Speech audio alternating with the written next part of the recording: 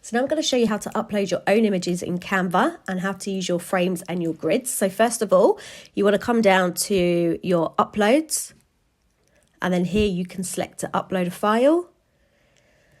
And let's just upload a random picture.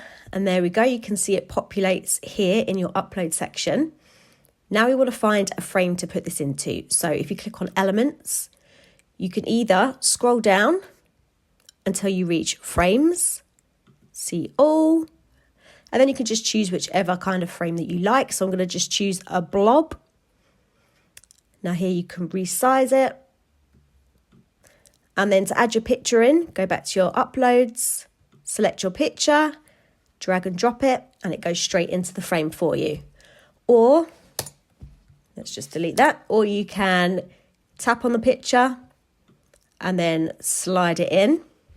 You can also find your frames by clicking again into elements, and if you know that you're looking for a circle frame, you can type in circle frame, and it will show you all the circular frames that are an option for you in Canva. So we're just going to go with this one, and then again we can resize, and then we're going to add a picture in. So let's go for this one. And that is how you work your frames. Now I want to show you how to work the grids. So again, you want to go back into elements. So this is back into your elements main screen. If you scroll down to the bottom, you come to your grids. You click on see all. And we're just going to select this one here. So initially when you click on your grid, it will fill up your whole screen for you. Let's just get these out of the way. So you can resize just by selecting, dragging the corners, and you can change the shape and size of that.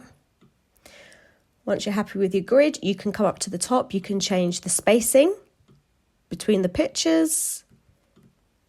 And then we want to upload our pictures. So you do it in exactly the same way. So you just grab your picture, drag and drop. And there we go. And there you have it.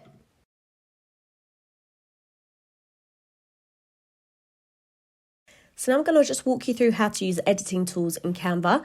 So first of all, you want to select your element or your text on the screen. And then we're just going to start off with the spacing tool. It's this little button up here. And this allows you to change the spacing both between the letters and also between the lines. I use this all the time in my designs.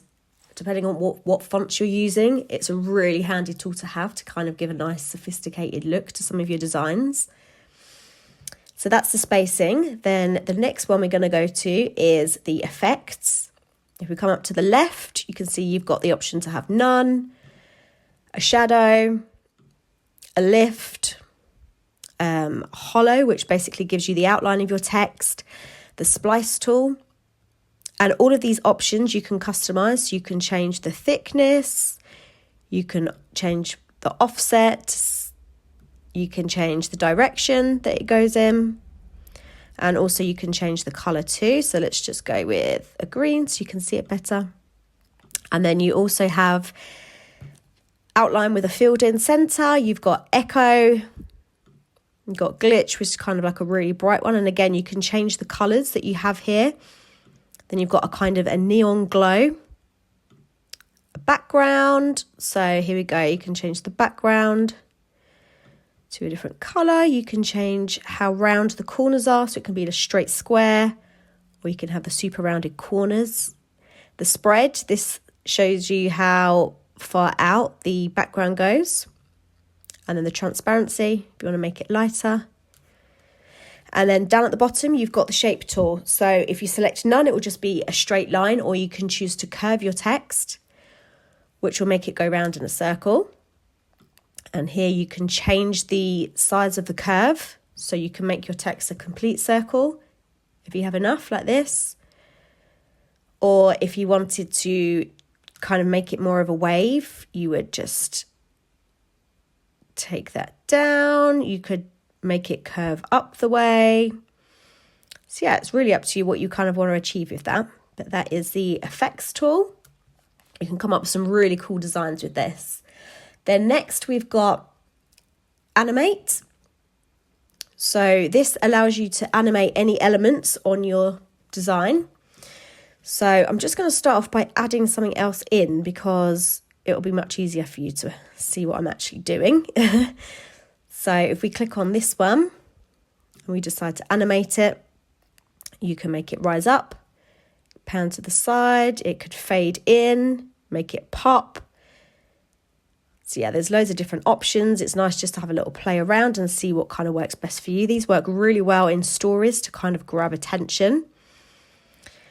And it does also work with text as well. It's whatever you want to animate, that's what you select. So here you can see its typewriter is writing in the letters for you. So yeah, there's some pretty cool effects there. Then the last tool I just want to walk you through quickly is the transparency.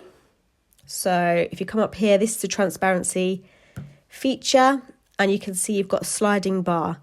So if you select the element that you want to change the transparency of, and if you want to take it down, there we go, or you can turn it back up.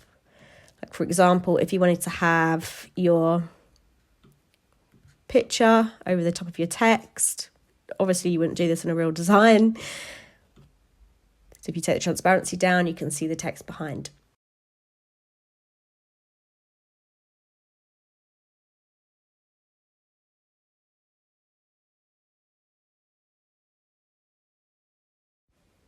So I'm just going to quickly run through the position and layers tool and also the lock feature. So first of all, you can see I've got a few different elements on the page.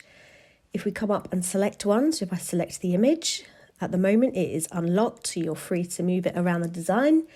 And if we come up here and press the little lock icon and tap here, it's now locked. So it is completely locked in place. I can't accidentally move it.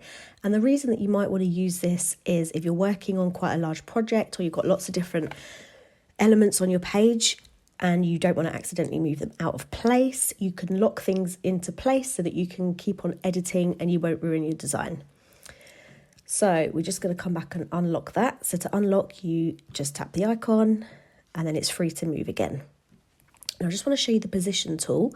So if we come up to the top here, tap position, and this will bring you up. You can either change the order of your different elements by selecting the arrange tab up here. If we click on the top image, we have the option to move it backwards, all the way to the back. We can move it forwards or all the way to the front. You can also rearrange the different layers by clicking on layer and literally just dragging and dropping them around into the order that you want them. So let's say we want the picture on the bottom.